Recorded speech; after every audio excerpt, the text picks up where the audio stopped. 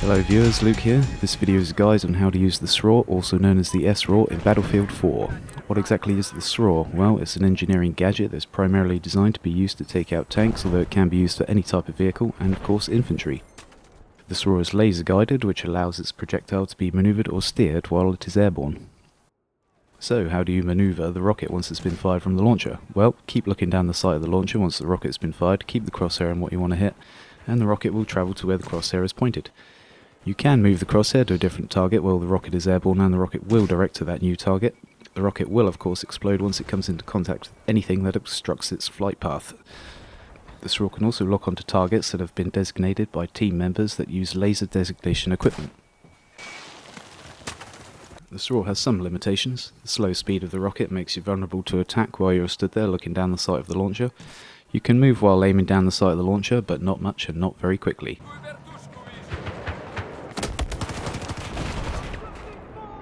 The slow speed of the rocket also makes it very hard to hit fast-moving vehicles such as jets.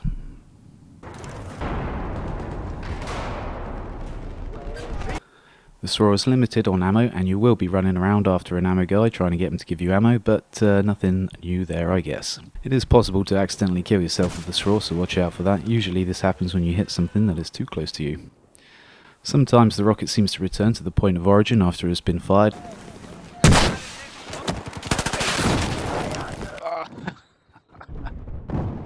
Okay, let's talk about some more advanced techniques. It is possible to track and hit moving targets such as a heli, keep the crosshair on the moving vehicle or infantry as it moves across the map, and the rocket will follow the movement of whatever the crosshair is on.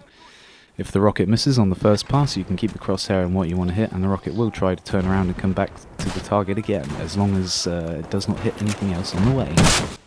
However, often when you try this, the rocket will circle around the heli and not actually hit it, or just come into contact with something else that is near to your target. That is why it's better to hit the target on the first pass if you can. In order to increase the chances of hitting your target on the first pass, you need to use the flame of the rocket's jet for guidance. This is more difficult and will require practice. The best way to start off learning this method is to practice in the test range by shooting down the UAV, as you can see me doing here, then start trying it out in game. Helis that are hovering in one spot are the easiest targets. Be aware that transport helis require 2 hits to kill from the Sraw.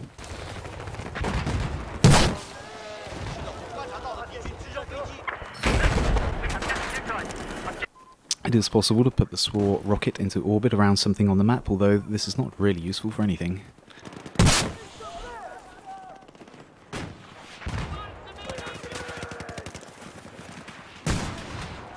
A double hit is possible, sort of. Fire the rocket up into the air, reload while the rocket is still going straight up.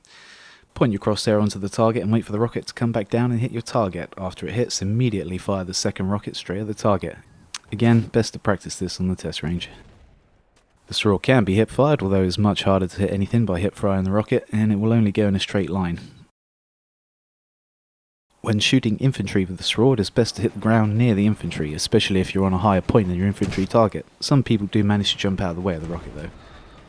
It is possible to hit infantry behind cover sometimes, just turn sharply at the last second to steer the Sraw around a corner. You can also destroy some parts of the map. This can be useful for making your own pathways or getting access to enemies. The Sraw can be good against snipers as well, as long as they don't see you. If they do see you, then you will have to sidestep a bit while aiming down the sight. I hope this information has been useful to you. Thanks for watching, and I'll see you all next time. Take it easy.